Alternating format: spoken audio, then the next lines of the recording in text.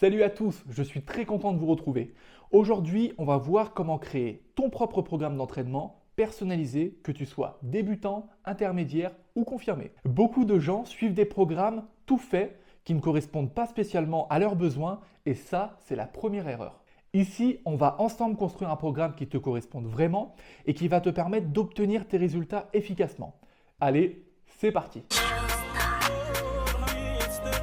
Dans cette vidéo, je vais tout détailler. Les erreurs à éviter, les points essentiels à ne pas négliger et surtout, comment adapter ton programme à ton mode de vie. Je vais également te donner des astuces pratiques que j'ai apprises au fil des années pour maximiser tes résultats.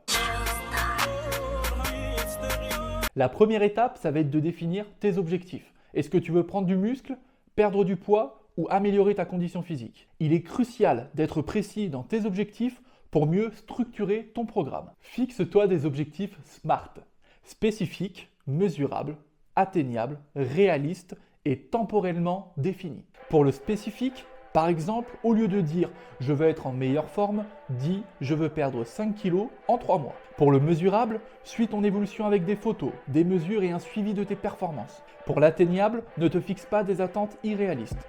Reste progressif. Pour le réaliste, tiens compte de ton mode de vie, de ton travail, de tes obligations de tous les jours et construis ton programme autour de cela. Pour le temporel, fixe une date limite pour te garder motivé. Avant de commencer un nouveau programme, il est essentiel de savoir où tu en es. Pour cela, je vais te donner 3 tests physiques simples à réaliser à la maison. Premier test physique, combien de pompes peux-tu faire en 1 minute? Les pompes sont un bon indicateur de la force du haut du corps. Pour les hommes, ton niveau sera débutant si tu fais moins de 30 pompes, intermédiaire si tu fais 30 à 50 pompes et confirmé si tu fais plus de 50 pompes en 1 minute. Pour les femmes, tu seras débutante si tu fais moins de 20 pompes, intermédiaire si tu fais 20 à 30 pompes et confirmé si tu fais plus de 30 pompes en 1 minute. Deuxième test physique, quel est ton temps de gainage maximal? La planche est un excellent exercice pour évaluer la force et l'endurance du tronc. Pour les hommes, tu seras débutant si tu tiens moins de 2 minutes, intermédiaire si tu tiens entre 2 à 4 minutes et confirmé si tu tiens plus de 4 minutes en gainage planche.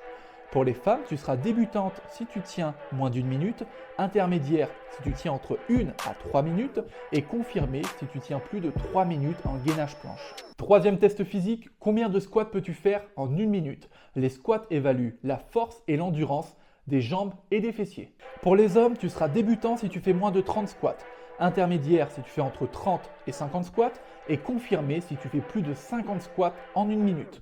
Pour les femmes, tu seras débutante si tu fais moins de 25 squats, intermédiaire si tu fais entre 25 et 45 squats et confirmé si tu fais plus de 45 squats en 1 minute. Ces tests te permettront de déterminer ton niveau, débutant, intermédiaire, confirmé et de créer un programme adapté.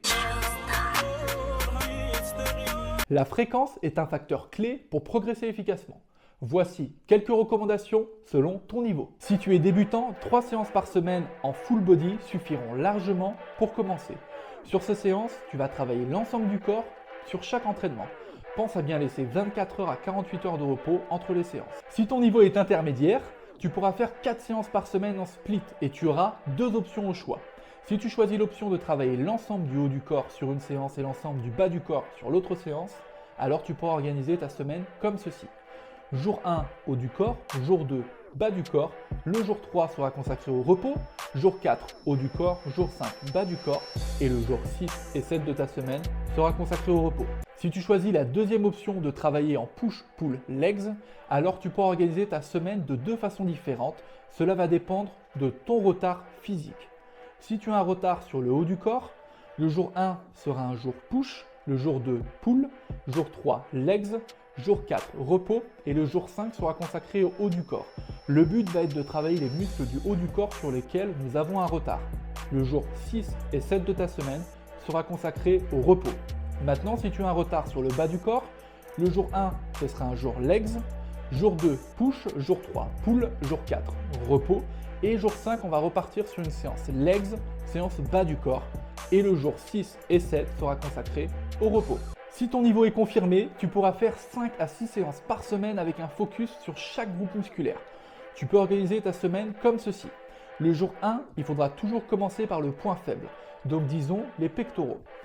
Jour 1, pectoraux, jour 2, les jambes, jour 3, le dos, jour 4, épaules, jour 5, bras, donc biceps et triceps, et le jour 6 et 7 sera consacré au repos. Si jamais tu veux organiser ta semaine autrement, si tu as un autre point faible que les pectoraux, j'aurai 2 consignes à te donner. La première, laisser 48 heures entre les séances pectoraux et épaules, car les épaules sont très souvent sollicitées dans les exercices de poussée pendant la séance de pectoraux. La deuxième consigne, ce sera de laisser 48 heures entre les séances dos et bras, car les bras, plus souvent les biceps, sont sollicités dans les mouvements de tirage durant la séance dos. Chaque séance doit être structurée de manière efficace pour éviter la perte de temps et maximiser les résultats. Une bonne structure de séance doit comprendre ceci. Premièrement, on peut faire 5 à 10 minutes d'échauffement. Ça peut être de la mobilité articulaire, de l'activation musculaire ou encore du cardio sur machine. Deuxièmement, moi j'ai appelé ça le travail principal. C'est les exercices de base ou mouvements dits polyarticulaires. Maintenant, je vais te donner un exemple d'exercice de base pour chaque groupe musculaire. Pour les pectoraux, on a le développé couché. Pour le dos, on a le soulevé de terre. Pour les jambes et les fessiers, on a le squat. Pour les épaules, on a le développé militaire. Pour les biceps, on a le biceps curl bar.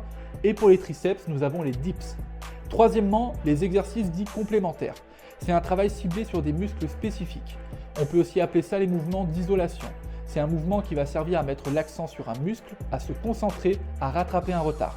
La plupart du temps, il faut mettre des charges moins importantes sur ce type de mouvement que sur les mouvements de base. Quatrièmement, le retour au calme. Le retour au calme va servir à faire redescendre le rythme cardiaque, à faire comprendre au corps que l'entraînement touche à sa fin de manière lente et progressive.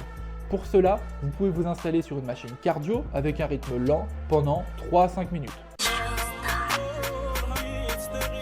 Pour le choix des exercices, je vais t'en donner 5 pour chaque groupe musculaire.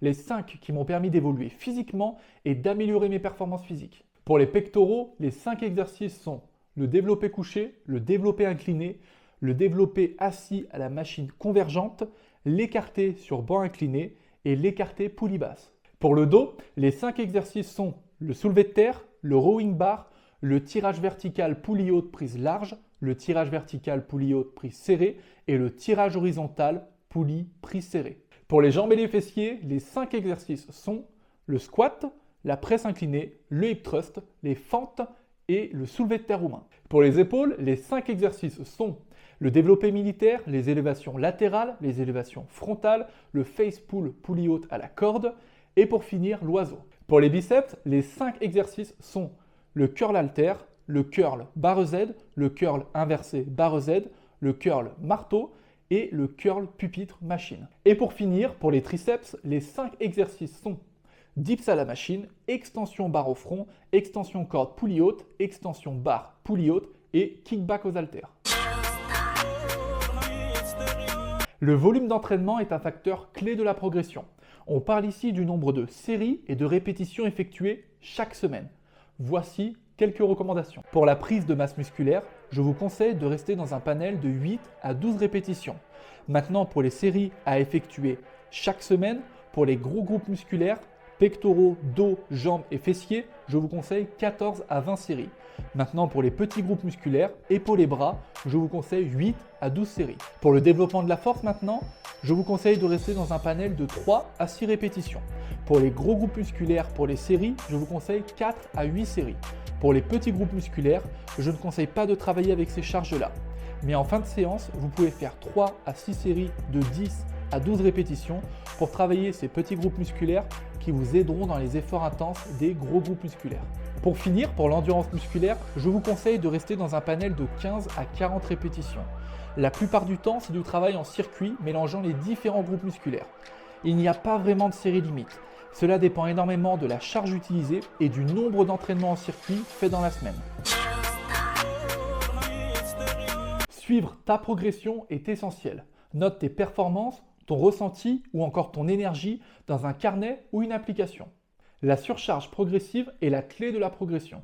Mais qu'est-ce que c'est exactement ? La surcharge progressive consiste à augmenter progressivement tes entraînements pour continuer à stimuler tes muscles. Augmenter la difficulté de tes entraînements peut se faire de plusieurs manières. Pour commencer, on a l'augmentation des charges. C'est le fait d'ajouter du poids à la barre, à la machine ou aux haltères au fil des séances.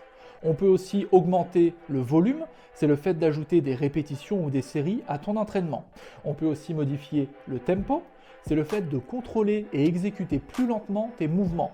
On peut aussi réduire le temps de repos, c'est le fait de rendre les séances plus intenses en réduisant les temps de récupération.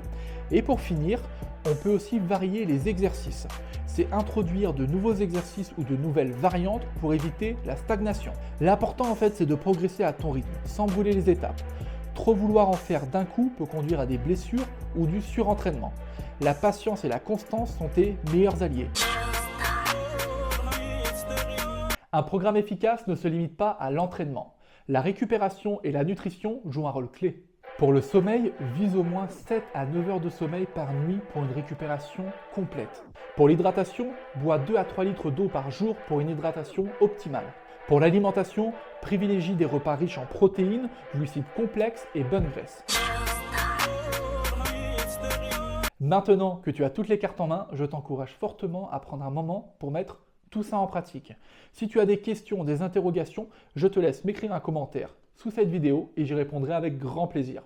Si cette vidéo t'a plu, je te laisse mettre un pouce. Si tu n'es pas encore abonné, je te laisse t'abonner à la chaîne pour ne rien rater des prochaines vidéos et n'hésite pas à partager cette vidéo pour qu'elle puisse aider le plus grand monde possible. Moi, j'ai plus qu'à te donner rendez-vous, même jour, même heure, la semaine prochaine. Jusque-là, entraîne-toi bien. Salut!